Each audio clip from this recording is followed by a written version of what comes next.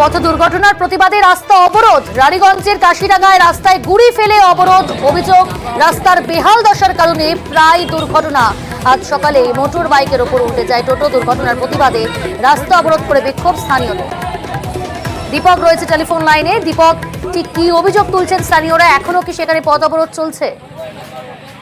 দেখো, অবরোধ উঠে গেলেও কিন্তু স্থানীয় বাসিন্দাদের যে দাবি কি দীর্ঘদিন ধরে রাস্তার বেহাল দশা এবং বারবারই প্রশাসনকে অভিযোগ জানিয়েও কোনো সমস্যার সমাধান হয় না।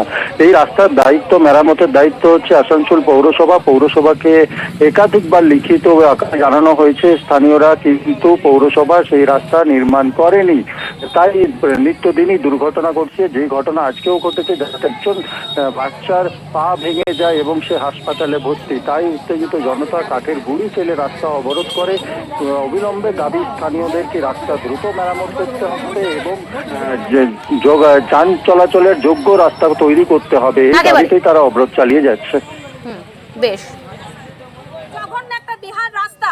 দীর্ঘদিন ধরে মিউনিসিপ্যালিটিতে দরখাস্ত দিয়ে রাস্তার কোনো সুরাহা হয়নি। ছোটখাটো প্রতিদিন ঘটনা ঘটেছে। স্কুটি অ্যাক্সিডেন্ট হয়েছে, মোটরসাইকেল অ্যাক্সিডেন্ট হয়েছে।